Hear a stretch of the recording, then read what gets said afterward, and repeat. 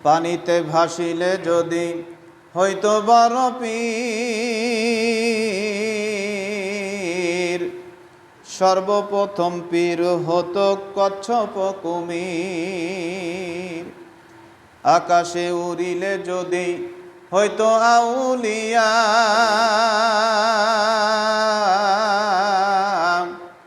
সর্বপেক্ষা বড় বলি তোতা ময়না টিয়া। বনে থাকে বনবাদরি সাউ চলে তার ডালে,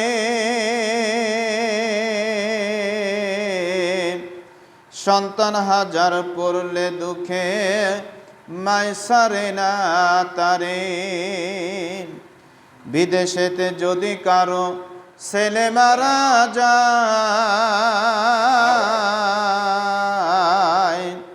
পশু পাখি না জানিতে আগে জানে মায়। আমরা মুসলমান ইমানদার, যদি আমাদের মধ্যে ইমান না থাকতো তাহলে কিন্তু আমরা মসজিদে আসতে পারতাম না, ঠিক কিনা? আমাদের মধ্যে ইমান আছে বিধায় আমরা মসজিদে আসতে পেরেছি, আমাদের মধ্যে ইমান আছে বিধায় আমরা ইবাদত করতে পারতেছি। যাদের ইমান দুর্বল, যাদের মধ্যে ইমান নাই, তারা কিন্তু আজকে নামাজ পড়তে পারবে না, কথা ঠিক কিনা? যদি ইমান না থাকতো আমার মতো আপনার মতো গুনাহগার ব্যক্তি মসজিদে আসতে পারতাম না। আমাদের বাংলাদেশ ওলামায়ে কেরামের বাংলাদেশ, কথা ঠিক কিনা? আমাদের বাংলাদেশ আউলিয়াদের বাংলাদেশ, আমাদের বাংলাদেশ হুজুরদের বাংলাদেশ, কথা ঠিক কিনা? আমাদের বাংলাদেশ 90% ইমানদারদের বাংলাদেশ।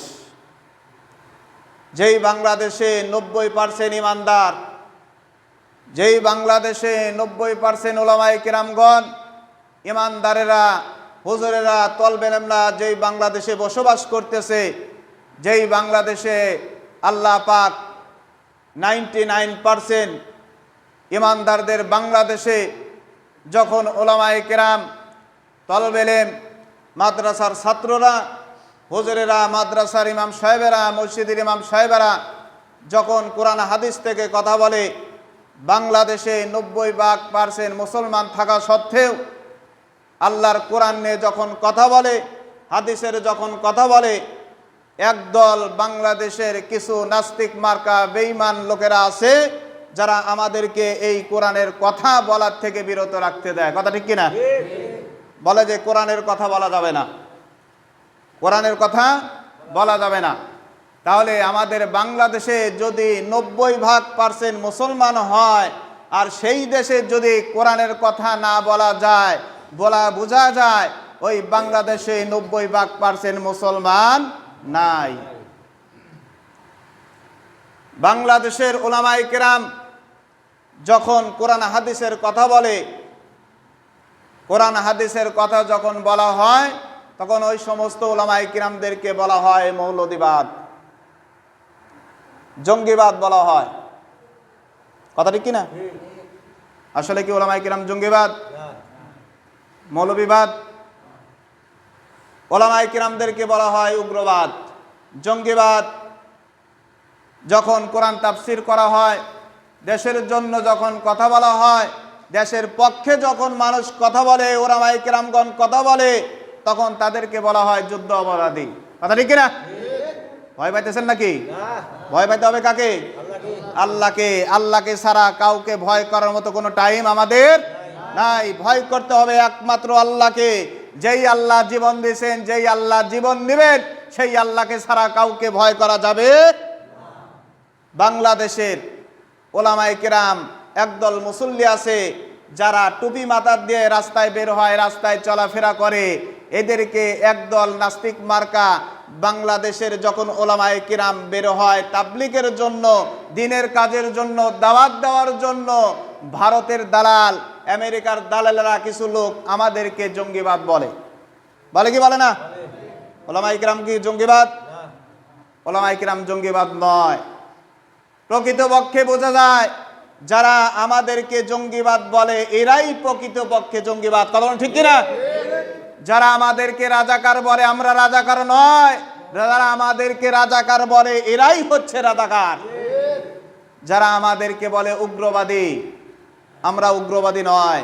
উগ্রবাদী হলো তারাই যারা আমাদেরকে বলে উগ্রবাদী। কথা বলুন ঠিক কিনা? আমাদেরকে বলা হয়েছে জঙ্গিবাদ, উগ্রবাদ, আমাদেরকে বলা হয় মৌলবিবাদ। কোরআনের কথা বলা যাবে না। কোরআনের বিপক্ষে যদি কথা বলেন তাহলে আপনি ভালো, আর যখন কোরআনের পক্ষে কথা বলবেন তখন হয়ে যাবেন আপনি খারাপ। কথা ঠিক কিনা? কোরআনের পক্ষে কথা বলার দরকার আছে না নাই? আছে না নাই? কোরআনের পক্ষে কথা বলতে গেলে আপনাকে হাজতে যেতেই হবে, জেলখানায় যেতে হবে। কথা ঠিক কিনা? কোরআনে হক কথা আছে না নাই? আছে না নাই? নামাজের কথা আছে না নাই? জাকাতের কথা, সুদের কথা, জিনাকারীর কথা, মদখোরের কথা, সব কথা, ব্যবসা বাণিজ্য, খেতে খামার থেকে নিয়ে শুরু করে আল্লাহ পাক দুনিয়াতে কিভাবে চলতে হবে সব কথা আল্লাহ পাক এই কোরআনের মধ্যে দিয়ে দিয়েছেন। কিভাবে মসজিদ চালাতে হবে সেটাও দিয়ে দিয়েছেন, কিভাবে রাষ্ট্র চালাতে হবে সেটাও আল্লাহ পাক দিয়ে দিয়েছেন, কিভাবে ধর্ম প্রতিষ্ঠান রক্ষা করতে হবে সেটাও আল্লাহ পাক এই কোরআনের মধ্যে জানাই দিয়েছেন। কথা ঠিক কিনা? ভয় পাইতেছেন নাকি?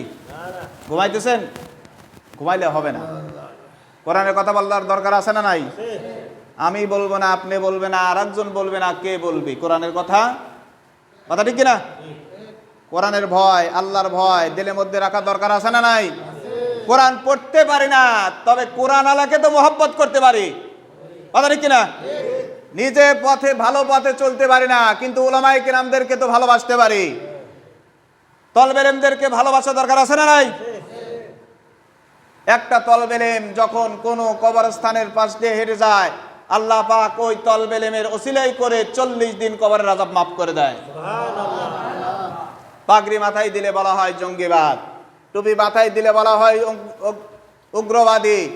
মাদ্রাসার তলবে ইলমদেরকে বলা হয় মাদ্রাসায় কোরআনের ট্রেনিং দেওয়া হয় না, বলা হয়েছে মাদ্রাসায় জঙ্গির ট্রেনিং দেওয়ানো হয়।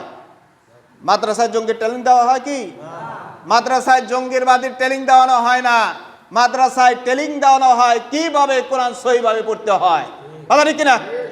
কিভাবে নামাজ পড়তে হয়, কিভাবে কোরআন হাদিস চর্চা করা যায়, মানুষকে হেদায়েতের পথে আনা হয়, এইগুলো ট্রেনিং দেওয়ানো হয় মাদ্রাসায়। কথা ঠিক কিনা? কোরআনকে ভালোবাসার দরকার আছে না নাই? সাউন্ড আমারটা হবে আস্তে, আপনাদেরটা হবে জোরে। কোরআনকে ভালোবাসার দরকার আছে না নাই? আল্লাহর বান্দারা, একটা উদাহরণ দেই, আপনারা কথা বলবেন। মানুষের জ্ঞান বিবেক বুদ্ধি সব আছে না নাই? এখন মনে করেন মানুষ জালসার পোস্টাল ছাপায়, হালখাতার কার্ড ছাপায়, বড় বড় হ্যাম্বেলগুলো ছাপানো হয়, দাওয়াতপত্র লেখানো হয়, বিভিন্ন ধরনের কার্ড ছাপানো হয়। হয় কি হয় না? কথা বলেন, হয় কি হয় না? সাউন্ড না দিলে এই ক্যামেরা গোটা বাংলাদেশ দেখবি, মনে করবি যে এই মসজিদে মনে করে একটাও মুসল্লি নাই। দুঃখজনক ব্যাপার। কথা ঠিক না? এই যে বড় বড় পোস্টাল, জালসাল পোস্টাল, দাওয়াতপত্র, বিবাহপত্র, প্রত্যেকটা কাগজ যখন আপনারা সাবানোর পূর্বে ছোট্ট একটা হেডলাইন থাকে। কি হেডলাইন? বিসমিল্লাহির রহমানির রহিম। কথা বলেন, বিসমিল্লাহির রহিম। আচ্ছা বলেন, এটা কি কোরআনের আয়াত কিনা? বিসমিল্লাহির রহমানির রহিম কোরআনের আয়াত কিনা? আয়াত।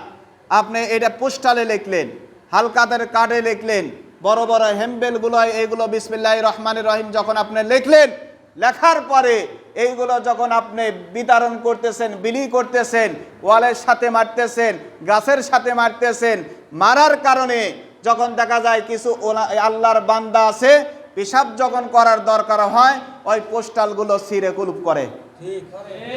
আছে না নাই? হালকাতার কাঠ ছিঁড়ে ফেলায় দিলেন, দেয় কি দেয় না? পোস্টালগুলো ছিঁড়ে কুলুপ করতেছেন, লেখা জাতীয় জিনিস নিয়ে কুলুপ করতেছেন। হে আল্লাহর বান্দারা শুনে রাখো, আল্লাহ পাক বলতেছেন কোরআন আমার, যে ব্যক্তি কোরআনকে সম্মান জানাবে আমি আল্লাহ তাকে সম্মান জানাবো, যে ব্যক্তি আমার কোরআনকে অপমান করবে আমি তাকে জুতা পিটা করে দুনিয়ার থেকে বিদায় করে দেবো। কথা ঠিক কিনা? এই সমস্ত আল্লাহর বান্দারা মসজিদে আসছে নামাজ পড়ার জন্য, জালসায় গেছে ওয়াজ শোনার জন্য, পেশাব চাপছে, দেখে যে পোস্টাল আছে, পোস্টাল টান দিয়ে ছিঁড়ে আল্লাহর বান্দা ওটাকে কুলুপ ব্যবহার করতেছে। কথা ঠিক কিনা? জোরে আওয়াজ দেন। কথা ঠিক কিনা? কিন্তু ওই পোস্টারে কি লেখা ছিল? কোরআনের আয়াত আছে না নাই? আছে না নাই? তাহলে কোরআনের আয়াত যে পোস্টালের মধ্যে আছে ওটাকে কি আপনি সম্মান জানালেন? এই মুসলমান, ওটা আপনি ওই বিসমিল্লাহ ছিঁড়ে আপনি কুলুপ ব্যবহার করতেছেন, কথা ঠিক কিনা? আপনি তো শুধু জুতা পিটা নয়, আপনাকে ফাঁসি দিয়ে দুনিয়ার থেকে বিদায় করে দেওয়া দরকার, কথা ঠিক কিনা? আল্লাহ পাক বলতেছেন, যে জাতি আমার নামের মর্যাদা করে না, আমার কোরআনকে সম্মান জানায় না, যে ব্যক্তি আমার কোরআন নিয়ে ছিনিমিনি করে, কুলুপ ব্যবহার করে, আমি সেই জাতিকে জুতা পিটা করাইয়া তারপরে গান কবরের দিকে ডাক দিই, কথা ঠিক কিনা? কোরআনকে সম্মান জানানোর দরকার আছে না নাই? বাংলাদেশে 90% মুসলমানের রাষ্ট্র, তারপরে মুসলমানরা আছে ইলা বীরের চাইতে সবচাইতে জঘন্যতম, এদের অন্তরে কোনো রকম কোরআনের কোনো ছাউনি নাই, কথা ঠিক কিনা? আমরা নামে মুসলমান, কামে হতে পারি।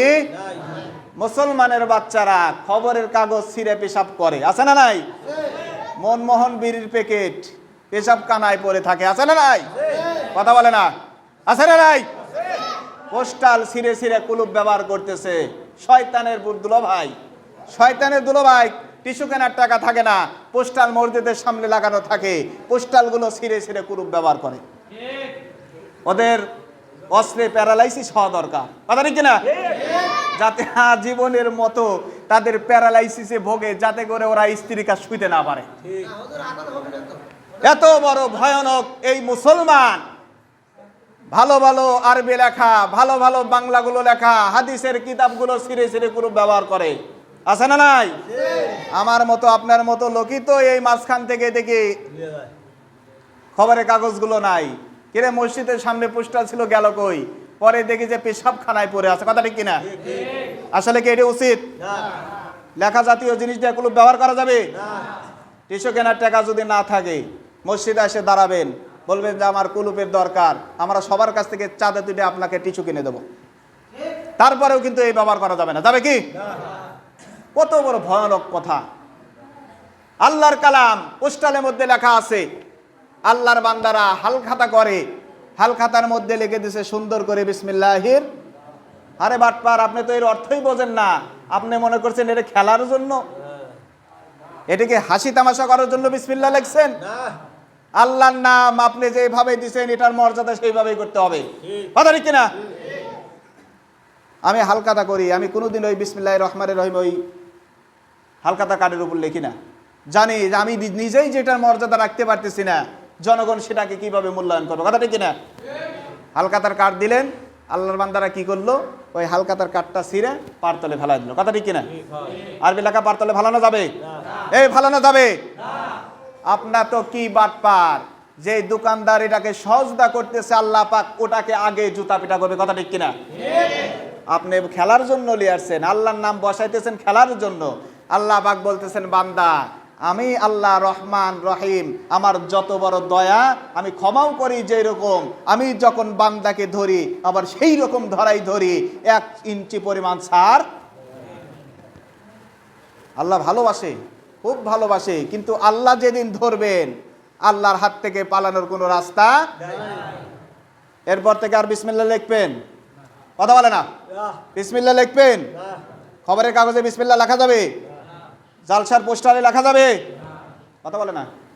হালখাতার কার্ডে লেখা যাবে কি? এগুলোতে টিস্যু ব্যবহার করা যাবে? করবেন? করা যাবে না। মসজিদের যতটুকু এরিয়া, এই মসজিদের মাটি দিয়ে কুলুপ ব্যবহার করা যাবে না। ঈদ মাঠের মাটি দিয়ে কুলুপ ব্যবহার করা যাবে না। ঈদ মাঠের মধ্যে পেশাব করে, ছাগল থাকে, গরু থাকে, হাঁস মুরগি চড়াইতেছে, এই ঈদ মাঠে তো নামাজই পড়া হবি না, এখনো পেশাব করে। ঈদ মাঠের কোনো সাইজই নাই, আছে নাই? ছাগল চড়ে না, গরু বাছুর থাকে না? এখানে আমরা ইবাদত করি, যেই জায়গায় আমরা ইবাদত বন্দি করি, নামাজ পড়ি, ওই জায়গায় ছাগলের পায়খানা, গরুর পায়খানা, আছে না নাই? ইবাদত করতে হবে, যেখানে ইবাদত করি সেই জায়গায় তো পাক নয়, কথা কিনা? খালি খাবেন আর ঘুমাবেন, জিন্দিগি এভাবে যাবে না। জিন্দিগি সামনে আসতেছে খুব ভয়ঙ্কর। ইবাদত করতেছেন, কাজ হইতেছে না, দোয়া করতেছেন, কাজ হইতেছে না। কি জন্য হইতেছে না? আমার নফসই তো সঠিক হয় নাই এখনো, কথা ঠিক কিনা? আবার কথা কেউ রাগ করলেন নাকি? কেউ রাগ করলেন কি? একটু জিকির করি লা ইলাহা ইল্লাল্লাহ।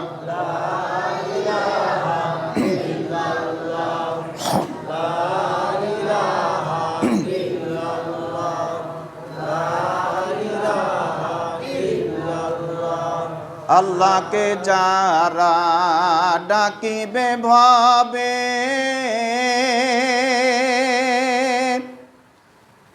আল্লাহর আপন তারাই হবে। কথা ঠিক কিনা? আল্লাহকে যারা ডাকিবে ভাবে, আল্লাহর আপন তারাই হবে। ইহকালে শান্তি পরকালে মুক্তি, ইহকালে শান্তি পরকালে মুক্তি দেবেন তারে আল্লাহ তাআলা। লা ইলাহা ইল্লাল্লাহ, লা ইলাহা ইল্লাল্লাহ, লা ইলাহা ইল্লাল্লাহ। দুনয়ন মিলে যেদিকে তাকায়, আল্লাহর নিয়ামত দেখিতে পায়। নিয়ামতকার নিয়ামতকার দুনয়ন মিলে যেদিকে তাকাই, আল্লাহর নিয়ামত দেখিতে পাই। কেমনে করব শুকর আদায়, কেমনে করব শুকর আদায়। ও গো মহান আল্লাহ তাআলার লা ইলাহা ইল্লাল্লাহ, লা ইলাহা ইল্লাল্লাহ, লা ইলাহা ইল্লাল্লাহ, লা ইলাহা